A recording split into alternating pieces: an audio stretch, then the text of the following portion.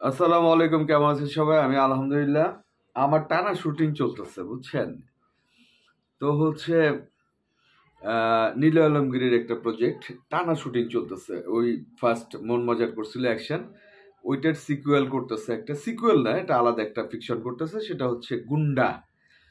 আহ, মানে সিকুয়েল বলতে কি, আপনার ওইটা তো মেহেদী হাসান হৃদয় ছিল মন মাজারের, আর এই গুন্ডা হচ্ছে জুবায়ের ইবনে। ওই গল্পের সাথে এই গল্পের মিল নেই, সিকুয়েল এই অর্থে মুখ ফসকে বের হয়ে গেছে। যেটা হচ্ছে অ্যাকশন, ওইটা অ্যাকশন প্যাটার্নের একটা কাজ ছিল, এটা অ্যাকশন প্যাটার্নের একটা কাজ।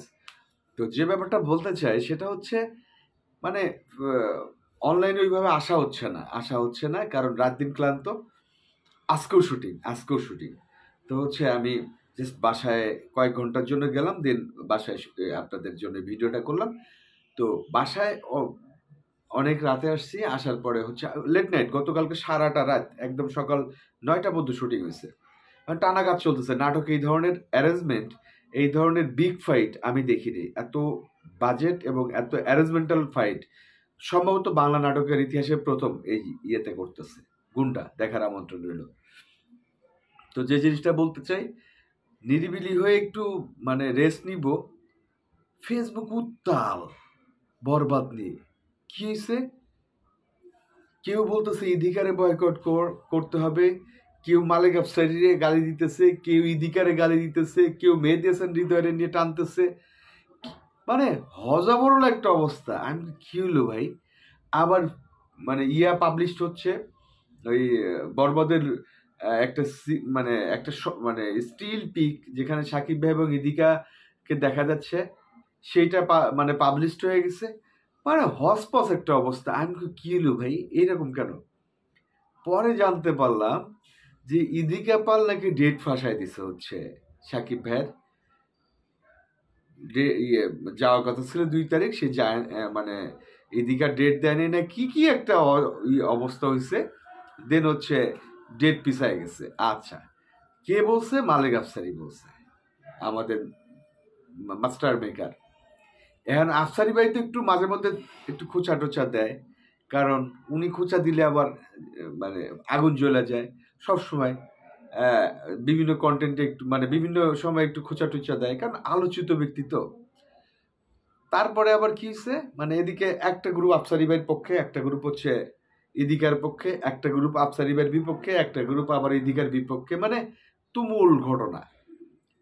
এরপর এই ঘটনার রেশ কাটতে না কাটতে মেহেদী হাসান হৃদয় একটা অনলাইন পোর্টালে, অনলাইনে একটা সংবাদপত্রকে সাক্ষাৎকার দিচ্ছে, না এদিকে আর কোনো ঘটনা না, ঘটনা হচ্ছে সাকিব ভাইয়ের যে লুক, 2টা লুক আসতেছে।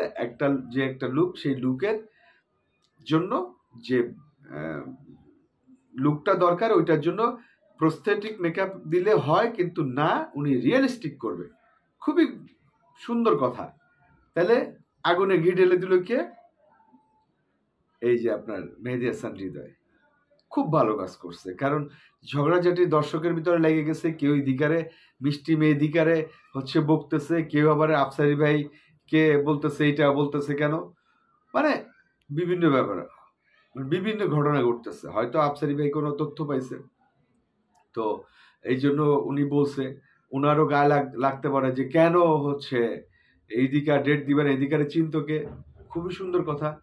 আবার ইদিকা এখন ফাইনালি যেটা জানতেছে, আসলে কোনো তথ্যই সঠিক না।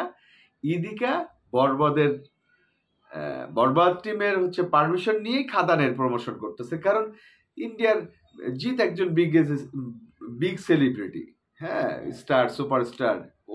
ওই কলকাতার এখন দেব এবং জিৎ। তো স্বাভাবিকভাবে দেবের সাথে সে একটা সিনেমা করছে, প্রচারের জন্য সে তো সময় চাইবে এবং প্রচার করতেছে। এবং এগুলো সব হচ্ছে আমাদের সাকিব ভাইয়ের অবদান, এগুলো অস্বীকার করার কিচ্ছু নেই।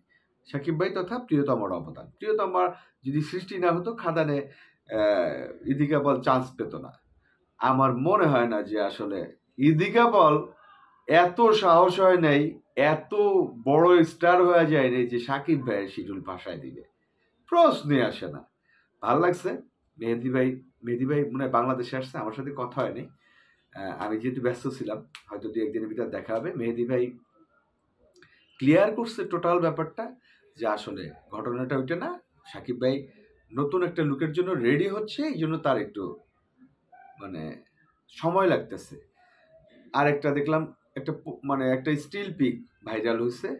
এই ধরনের অনাকাঙ্ক্ষিত স্টিল পিক মানে আমার মনে হয় না আসাই ভালো, কারণ এই ধরনের স্টিল পিকগুলা বরবাদের ক্ষতি করবে। কিন্তু আমার মনে হয় কোনো কিছুই ক্ষতি করবে না।